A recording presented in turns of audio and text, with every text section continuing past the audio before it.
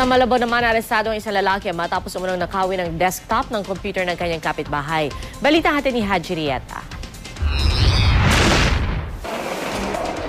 Arestado ang isang lalaki matapos umunong tangayin ang isang desktop computer sa isang bahay sa barangay Santolan sa Malabon madaling araw ng Martes.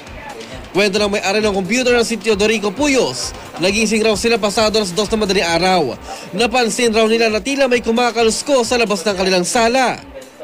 Pagpunta nila doon, wala na ang computer na nakalagay malapit sa pintuan.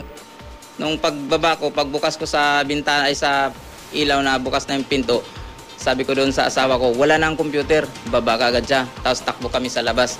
Tapos nakita na nga namin siya na hawak-hawak na yung tapos nandoon na sila sa may tricycle, paalis na. Umaabot sa 25,000 piso ang halaga ng nasabing computer na may kasama pang printer. Mabutit na mukha ni Puyos ang isa sa mga sospek na nakilalang si Kenon Ladran. Kagabi lang, nahuli si Ladran sa katabing barangay. Pumunta kami ng barangay Acacia, nag-follow up kami, nakuha naman namin yung tao ron. Ayun, nung makuha namin, aminado naman na talagang sinasabi niya na talagang may kasama nga lang daw siya. Pero computer, wala na. Agad naman siyang dinala ng mga gawad ng barangay sa PNP Malabon. Aminado naman ang suspect sa ginawang pagnanakaw. Nagkayayaan lang. Yayaan tapos?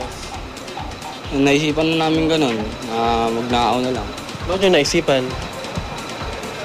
Pare-parehas ang din kasi kami nakakailangan din ng pera eh.